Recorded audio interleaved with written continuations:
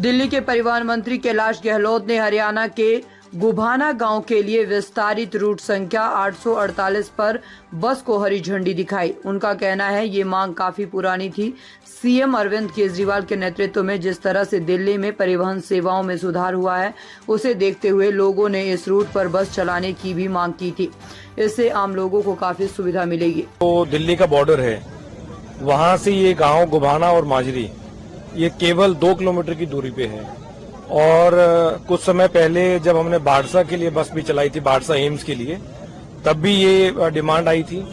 और कुछ समय पहले जब उपनिया गांव में मेरा जाना हुआ था, वहां जनसभा थी, तो वहां के काफी लोगों ने, काफी जो वहां के स्थानीय लोग थे और जो गुभाना गांव के भी जो लोग थे, बुजुर्ग थे, महिलाएं थी, उनका कहना था कि यहाँ पर कोई परिवहन व्यवस्था उस प्रकार से नहीं है जिस प्रकार से दिल्ली में है। दिल्ली में जिस प्रकार से माननीय सीएम अरविंद केजरीवाल जी के नेतृत्व में, उनके मार्गदर्शन में जिस प्रकार से हमने पब्लिक ट्रांसपोर्ट को मजबूत किया है, आज वहां कोई भी व्यक्ति को चंद मिनटों से ज्यादा वहां इंतजार नहीं करना पड़ता। बेहतरीन बसें, air condition, low floor, electric बसें जो हैं आज वहां पब्लिक की सेवा में है। मेरे ख्याल से उसी से प्रेरित होकर यहाँ के लोगों ने बार बार ये डिमांड की। हमारे साथ जो यहाँ पे आम आदमी पार्टी के जो कार्यकर्ता हैं और जो अधिकारी हैं, जो पद अधिकारी हैं, उन्होंने भी हम तक ये आवाज पहुंचाई कि अगर, क्योंकि केवल 2-2.5 किलोमीटर की दूरी है, तो उसी पब्लिक इंटरेस्ट को देखते हुए और लोगों की आवाज को देखते हुए, जो लोगों की डिमांड थी उसको देखते हुए, हमने जो बाकरगढ़ गांव पे 848 रूट नंबर बस जो टर्मिनेट हुआ करती थी, उसको हमने मात्र 2 किलोमीटर आगे बढ़ाया, ताकि गुभाना माजरी गांव के साथ साथ जो आसपास के जितने भी 15-20 गांव हैं उनको फायदा होगा। गुभाना माजरी वे आसपास के जितने भी गांव हैं जो झज्जर जिला में आते हैं, मेरी तरफ से, दिल्ली सरकार की तरफ से, माननीय सीएम अरविंद केजरीवाल जी की तरफ से उनको बहुत बहुत बधाई कि उनको बेहतरीन इलेक्ट्रिक बसों में सफर करने का मौका मिलेगा।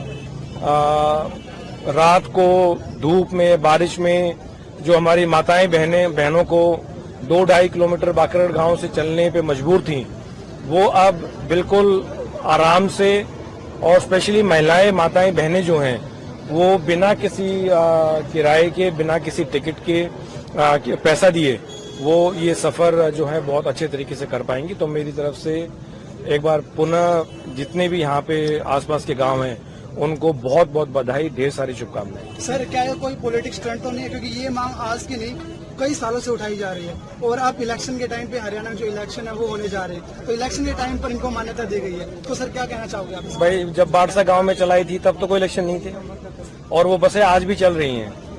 तो बाड़सा गांव में जो बसें चलाई थी, तो राजनीति अपनी जगह है, लेकिन अगर पब्लिक की कोई डिमांड है और वो अगर मेरे अधिकार क्षेत्र में है, या दिल्ली सरकार के अधिकार क्षेत्र में है, या सीएम साहब के अधिकार क्षेत्र में है, तो हम 100% करेंगे। और इसके बकायदा हमने ऑर्डर इशू किए हैं। ऐसा नहीं है कि मैं कोई ये बस पकड़ के ले आया, 2 डीटीसी के अफसर साथ में ले आया, ऐसी जो राजनीति हम नहीं करते। बकायदा हमने ऑर्डर इशू किए हैं, डीटीसी द्वारा ये ऑर्डर के तहत पूरा ये बसें चलेंगी। और मेरी एक बार फिर दोबारा बहुत बहुत शुभकामनाएं। राजनीति मेरे ख्याल से बढ़िया राजनीति हमें करना चाहिए, कंस्ट्रक्टिव राजनीति करनी चाहिए, जिससे लोगों को फायदा हो, जिससे जनमानस के जीवन और सरल हो, उनको फायदा पहुंचे। और मैं समझता हूं कि जिस प्रकार से माननीय सीएम अरविंद केजरीवाल ने दिल्ली में एक आम आदमी के जीवन को बढ़िया बनाया है, चाहे वो शिक्षा है, स्वास्थ्य है, ट्रांसपोर्ट है, पब्लिक ट्रांसपोर्ट है, उसी प्रकार से यहाँ के गांवों को भी सुविधा मिलेगी। बहुत बहुत धन्यवाद।